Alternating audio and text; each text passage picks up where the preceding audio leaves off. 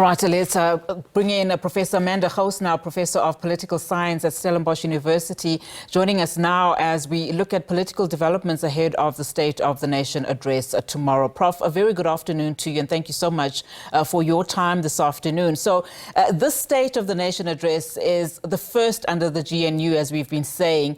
In light of the current state of the nation, what key priorities are you expecting from Ramaphosa's address tomorrow night? I mean, with many South Africans expecting to see, of course, more action on the socio-economic front and less promises.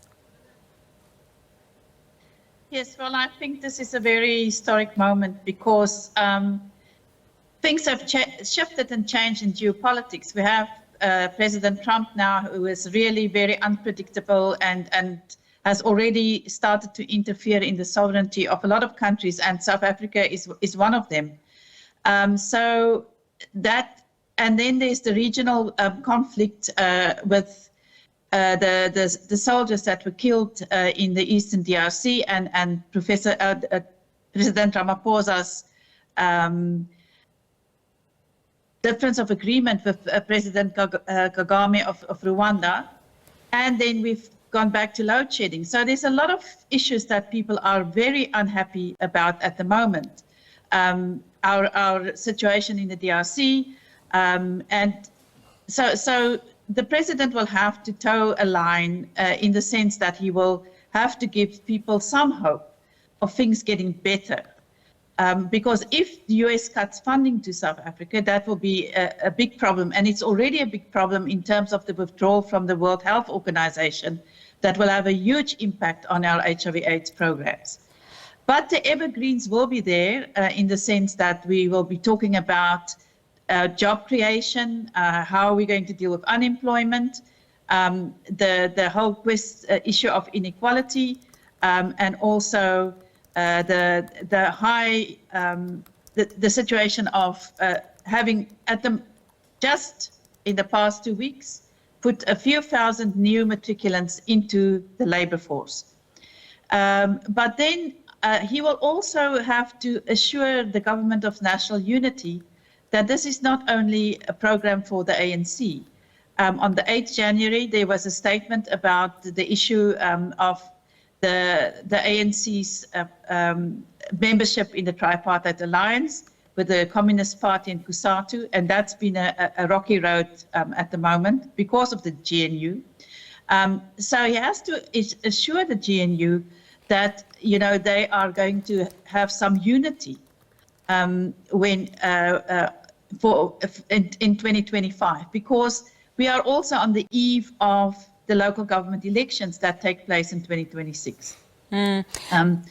And of course, the president will have to reassure us that we're not going to go back to days and days of load shedding and the lack of electricity.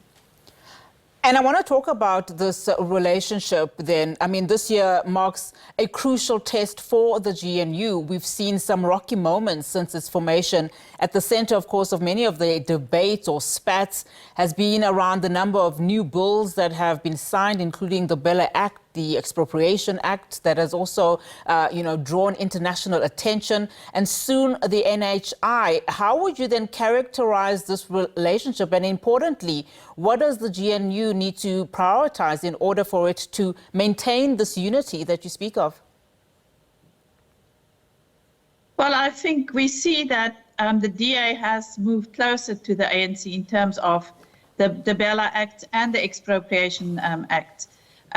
Because, I mean, and it seems that because there's cooperation in the GNU, that the dissatisfaction has shifted to the right, with every forum now having gone to President Trump to say that, white people will lose their land, which is, if you look at the Expropriation Act, that is not the case. It is just putting into legislation what is actually in the Constitution.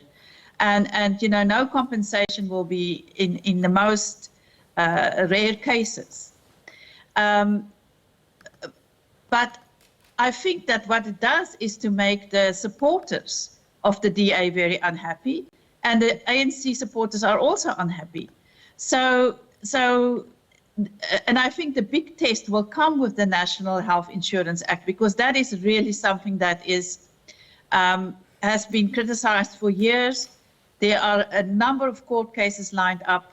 And if that bill is signed into law, we're going to see very serious unhappiness from private medicine, from the middle class who access private medicine, and also from people who really think that it is putting another huge tax burden on the taxpayer. So he will have to do a little egg dance there to keep everybody happy.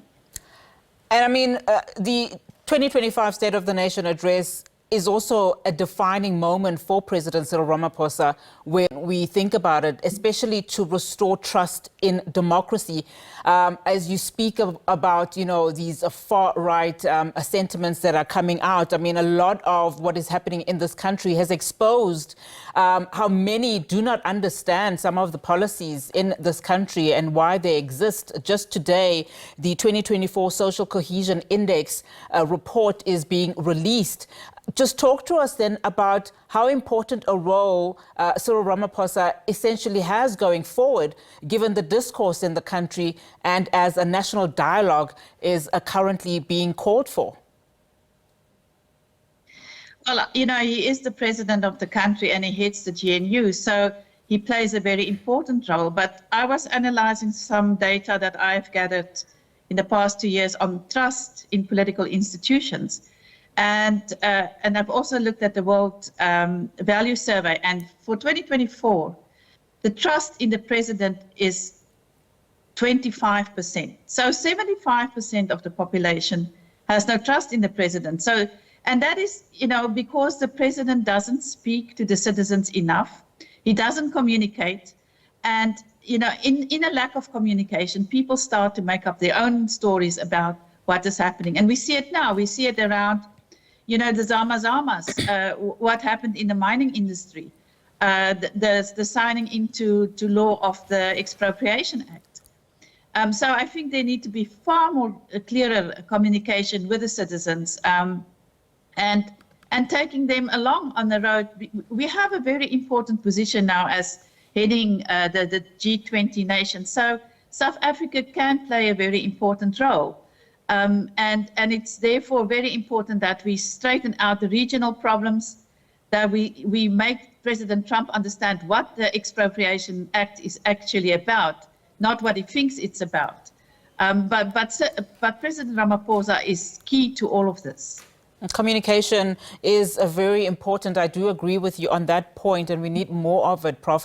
Professor, thank you so much for your time. Really do appreciate it. Professor Amanda Gouws is a professor of political science at Stellenbosch University.